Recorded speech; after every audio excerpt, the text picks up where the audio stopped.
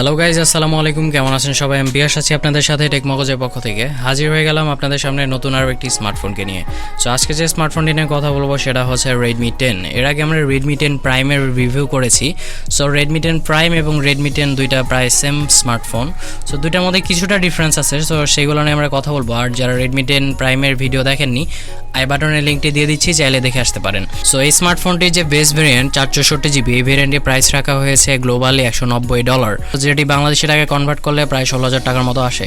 So এই প্রাইজে স্মার্টফোনটি আপনাদেরকে কী কী অফার করছে সে সবগুলো বিষয়ে আমরা কথা বলবো, এবং এই স্মার্টফোনটি বাংলাদেশে কবে নাগাদ আসবে এবং এই স্মার্টফোনটির প্রাইস কেমন হতে পারে বাংলাদেশে, সেই সবগুলো বিষয়ে আমরা কথা বলবো। সো চ্যানেলে যারা নতুন আছেন প্লিজ চ্যানেলটি সাবস্ক্রাইব করে নিন। চলুন ভিডিওটি শুরু করি।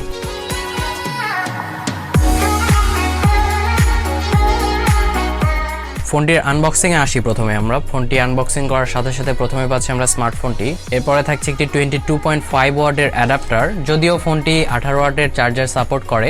এরপরে থাকছে একটি টাইপ সি কেবল এবং আরও একটি বক্স থাকছে। বক্সের ভেতরে থাকছে একটি সিম এজেক্টর পিন, কিছু ইউজার ম্যানুয়াল গাইড এবং একটি প্রোটেক্টিভ কেস। সো প্রোটেক্টিভ কেসটি হোয়াইট কালারে ছিল, সফট প্রোটেক্টিভ কেস, কিন্তু প্রোটেক্টিভ কেসের কোয়ালিটি ছিল খুবই ভালো। ফোনটি লুকস এবং ডিজাইনের কথা বলতে গেলে এই স্মার্টফোনটির থিকনেস দেওয়া হয়েছে 8.9 মিলিমিটার এবং এই স্মার্টফোনটির ওজন হচ্ছে 181 গ্রাম, যেটি Redmi 10 প্রাইমের তুলনায় অনেকটাই কম। Redmi 10 প্রাইমে থিকনেস দেওয়া হয়েছিল 9.6 মিলিমিটার এবং ওই স্মার্টফোনটির ওজন ছিল 192 গ্রাম, মানে এখানে থিকনেসের দিক থেকেও কম এবং ওজনের দিক থেকেও কিছুটা কম। আর এই স্মার্টফোনটি বডিটি দেওয়া হয়েছে প্লাস্টিকের এবং ব্যাক পার্টটিও দেওয়া হয়েছে প্লাস্টিকের। ব্যাক পার্টে ব্যবহার করা হয়েছে পলিকার্বনেট ব্যাক। আর এই স্মার্টফোনটির ব্যাক পার্টটি ছিল প্রচুর ফিঙ্গার ম্যাগনেটিক, টাচ করলেই ফিঙ্গারে ছাপ লাগা যাচ্ছিল। প্লাস এখানে হোয়াইট কালারের যে ভার্সনটি আছে ওই ভার্সনটি কিন্তু ফিঙ্গার ম্যাগনেটিক না। ওই ভার্সনটি যদি নেন তাহলে ফিঙ্গারপ্রিন্টের ঝামেলা থেকে আপনারা বাঁচতে পারবেন। আর এই স্মার্টফোনটি আপনারা মোট 3টি কালারের মার্কেটে অ্যাভেলেবেল পাবেন, সেটা হচ্ছে হোয়াইট কালার, ব্লু কালার এবং ব্ল্যাক কালার। এই স্মার্টফোনটির ব্যাক পার্টের হোয়াইট কালারের ডিজাইন নিয়ে তেমন একটা কিছু বলার নাই, অন্যান্য কালারের ডিজাইনগুলোতে গ্রেডিয়েন্ট টাইপের লুকস দিচ্ছিল। এই স্মার্টফোনটিতে কোনো রকম আইপি রেটিং নাই, কিন্তু এই স্মার্টফোনটি যদি হালকা পাতলা বৃষ্টিতে ভিজে এবং হালকা ময়লাতেও পড়ে যায় তাহলে কোনো সমস্যা হবে না, কারণ এখানে ডাস্ট অ্যান্ড স্প্ল্যাশ প্রোটেকশন রয়েছে। এই স্মার্টফোনটির লেফট সাইডে ওপরে একটি ক্যামেরা মডিউল দেওয়া হয়েছে, যেটি একটু লম্বা টাইপের, কিন্তু ইউনিক লেগেছে আমার কাছে ক্যামেরা মডিউলটা। আর ক্যামেরা বামটা অতটা ছিল না, স্বাভাবিক ছিল। ফোনটির বাটন এবং পোর্টসের কথা বলতে গেলে ফোনটির রাইট সাইডে পাচ্ছেন একটি পাওয়ার বাটন এবং volume up and down button. Power বাটনের উপরে ফিঙ্গারপ্রিন্ট স্ক্যানারটি দিয়ে দেওয়া হয়েছে, এটিকে বলে সাইড মাউন্টেন ফিঙ্গারপ্রিন্ট স্ক্যানার। ফোনটির ওপরে পাচ্ছেন একটি 3.5 মিলিমিটার হেডফোন জ্যাক, একটি স্পিকার গ্রিল, একটি এয়ার ব্লাস্টার এবং একটি সেকেন্ডারি নয়েজ ক্যান্সেলেশন মাইক্রোফোন। ফোনটির লেফট সাইডে থাকছে একটি সিম ট্রে। এই সিম ট্রেটি হচ্ছে ডেডিকেটেড সিম ট্রে, মানে আপনারা 2টি সিম এবং একটি মেমোরি কার্ড ব্যবহার করতে পারবেন। আর ফোনটির নিচে পাচ্ছেন একটি মেইন মাইক্রোফোন, একটি টাইপ সি পোর্ট এবং একটি স্পিকার গ্রিল। এবার আসি স্মার্টফোনটির ডিসপ্লে সেকশনে। এই স্মার্টফোনটিতে আপনারা পাচ্ছেন 6.5 ইঞ্চির একটি full HD plus IPS LCD panel display, কিন্তু এই ডিসপ্লেতে ব্যবহার করা হয়েছে 19 হার্জের রিফ্রেশ রেট এবং এই ডিসপ্লেটিতে আপনারা পাচ্ছেন 400 নিটসের পিক ব্রাইটনেস এবং 180 হার্জের টাচ স্যাম্পলিং রেট। এই ডিসপ্লেটিকে প্রোটেক্ট করছে কর্নিং গোরিলা গ্লাস 3। আর এই ডিসপ্লেটির স্ক্রিন টু বডি রেশিও খুবই ভালো ছিল। এই ডিসপ্লেটির রেজুলেশন পাচ্ছেন আপনারা 1080x2400 পিক্সেল।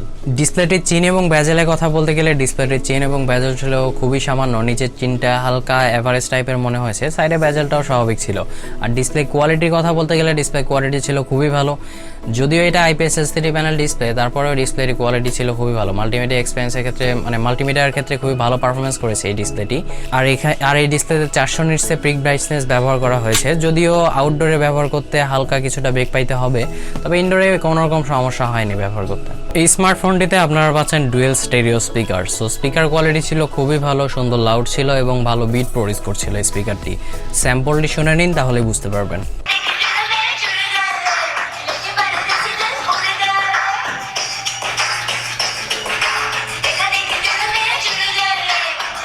এই স্মার্টফোনটিতে আপনারা পাচ্ছেন side mounted fingerprint scanner. So fingerprint স্ক্যানারের স্পিডটি ছিল অ্যাভারেজ টাইপের, একবারে ফাস্ট ছিল না, হালকা একটু ডিলেই ছিল, প্লাস ফেস আনলক স্পিডও ছিল খুবই ভালো।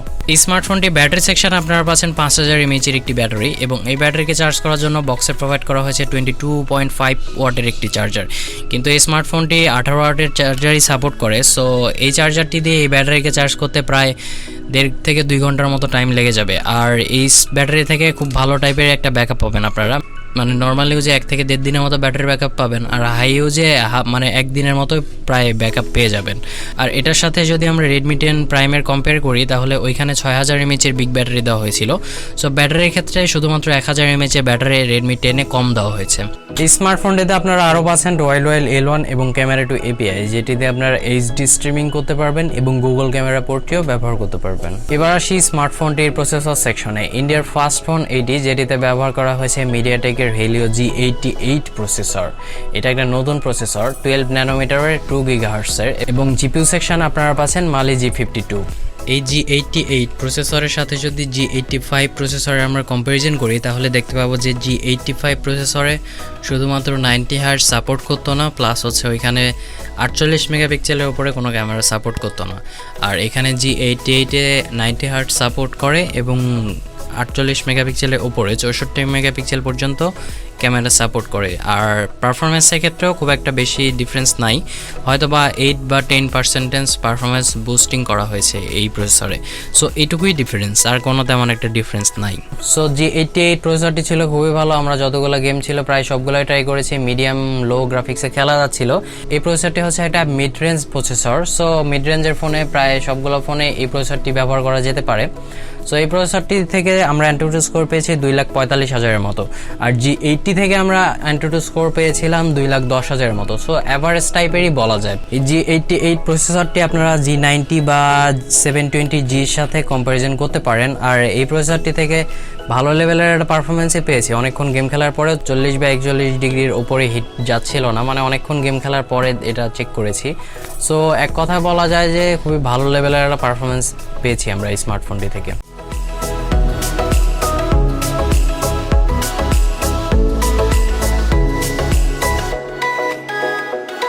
এই ফোনটিতে আউট অফ দ্য বক্স আপনারা পাচ্ছেন Android 11 এবং MIUI 12.5। সো MIUI 12.5 নিয়ে আলাদাভাবে কিছু বলার নাই, এখনও প্রচুর ল্যাগিং দেখা যায় এবং কিছু ইউজলেস অ্যাপসও আছে, সো যেগুলো আনইনস্টল করে নিতে পারবেন। প্লাস ল্যাগিংয়ের ক্ষেত্রে কিছুটা ল্যাগিং আছে। MIUI 13টা আসলে মেবি এগুলো ফিক্স হয়ে যাবে আশা করা যাচ্ছে। এমনিতেই ডে টু ডে সিম্পল ইউজে তেমন কোনো রকম সমস্যা হয়নি, খুব স্মুথলি চলছিল। অ্যাপ ওপেনিং ক্লোজিং থেকে শুরু করে সব কিছু খুব স্মুথলি চলছিল। আর এখানে আপনারা র্যাম সেকশানে পাচ্ছেন LPDDR4X র্যাম এবং স্টোরেজ সেকশানে ব্যবহার করা হয়েছে eMMC 5.1। সো এখানে eMMC 5.1 দেওয়ার কারণে অ্যাপ ওপেনিং ক্লোজিংয়ে কিছুটা ডিলে চোখে পড়ে।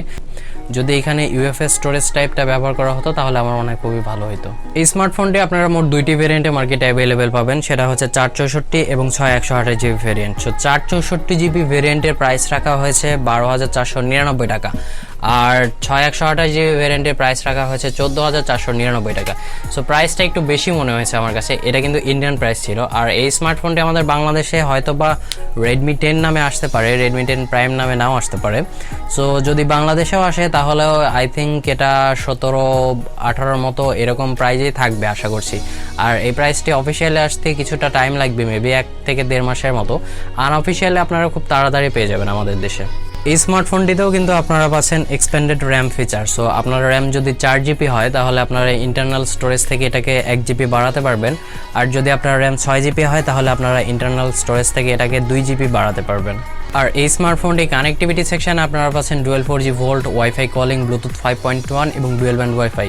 এই স্মার্টফোনটিতে আরও পাচ্ছেন আপনারা FM রেডিও, কোনো রকম নোটিফিকেশন লাইট কিন্তু পাচ্ছেন না। এই স্মার্টফোনটির ক্যামেরা সেকশনে কথা বলতে গেলে পেছনে কোয়াড ক্যামেরা সেটআপ ব্যবহার করা হয়েছে। মেইন ক্যামেরা হিসেবে পাচ্ছেন আপনারা 15 মেগাপিক্সেল একটি ক্যামেরা যার অ্যাপারচার f1.8, 8 মেগাপিক্সেল একটি আলট্রাওয়াইড ক্যামেরা পাচ্ছেন যার অ্যাপারচার f2.2, আর ম্যাক্রো এবং ডেপথ সেন্সর পাচ্ছেন 2 মেগাপিক্সেলের যাদের অ্যাপারচার f2.4। আর স্মার্টফোনটির সেলফি ক্যামেরাতে পাচ্ছেন হচ্ছে 8 মেগাপিক্সেল একটি ক্যামেরা যার অ্যাপারচার f2.2। সো সেলফি ক্যামেরাটা আমার কাছে একটু কম মনে হয়েছে। আর ফোনটির রিয়ার ক্যামেরা দিয়ে আপনারা 1080pতে 30fps ভিডিও রেকর্ড করতে পারবেন, আর ফোনটির সেলফি ক্যামেরা দিয়েও আপনারা 1080pতে 30fps ভিডিও রেকর্ড করতে পারবেন। আর ফোনটি ক্যামেরা কোয়ালিটির কথা বলতে গেলে ক্যামেরা কোয়ালিটি ছিল খুবই ভালো, প্রায় সবগুলা ক্যামেরায় মোটামুটি ভালো লেভেলের পারফরমেন্স করেছে, যদিও এখানে সেলফি ক্যামেরা অতটা ভালো দেওয়া হয় না। এখানে 13 মেগাপিক্সেলের সেলফি ক্যামেরা ইউজ করলে আই থিঙ্ক খুবই ভালো হতো। প্লাস পেছনে কোয়াড ক্যামেরাতে 2 মেগাপিক্সেলের দুইটা ম্যাক্রো এবং ডেপথ সেন্সর, এটা হচ্ছে ইউজলেস ক্যামেরা বলা যায়, কোনো তেমন একটা কাজেই আসে না। প্লাস এখানে মেইন ক্যামেরা যেটি 15 মেগাপিক্সেল, এটার কোয়ালিটি ছিল খুবই ভালো। আমরা যতগুলো ছবি তুলেছি প্রায় সবগুলো থেকে ডিটেলস পেয়েছি ভালো, ডাইনামিক রেঞ্জও ভালো ছিল। সো ছবির স্যাম্পলগুলো আপনাদেরকে দিচ্ছি, দেখে নিন, দেখে নিলেই বুঝতে পারবেন।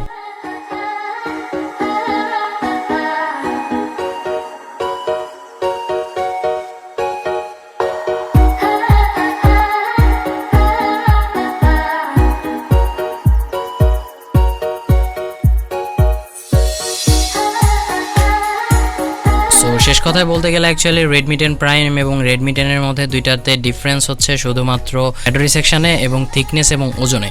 ওজনটা একটু কম Redmi 10 এর, এবং ব্যাটারি সেকশনেও কিন্তু কম দেওয়া হয়েছে, এই জন্য ওজনটা একটু কম। আর Redmi 10 Prime একটু ব্যাটারিটা বেশি দেওয়ার কারণে ওইটার ওজনটা একটু বেশি। সো এই দুইটাই ডিফারেন্স, আর অন্যান্য দিক প্রায় সেম আছে। আর এখানে Redmi 10 এ আপনার ভালো একটা ব্যাটারি, মানে ভালো একটা ডিসপ্লে পাচ্ছেন, প্রসেসরটাও ভালো পাচ্ছেন, ক্যামেরাটাও মিডিয়াম কোয়ালিটি পাচ্ছেন। সো এই রিভিউটি দেখলে বুঝতে পারবেন যে এই স্মার্টফোনটি আপনাদের জন্য পারফেক্ট হবে কিনা। সো এই ছিল এই স্মার্টফোনটির রিভিউটি কেমন লাগলো জানাবেন আমাদেরকে। রিভিউটি যদি ভালো লাগে তাহলে আমাদের চ্যানেলটিতে প্লিজ সাবস্ক্রাইব করে নেবেন এবং আমাদের ভিডিওতে লাইক করবেন, কমেন্ট করবেন এবং শেয়ার করবেন। ধন্যবাদ সবাইকে।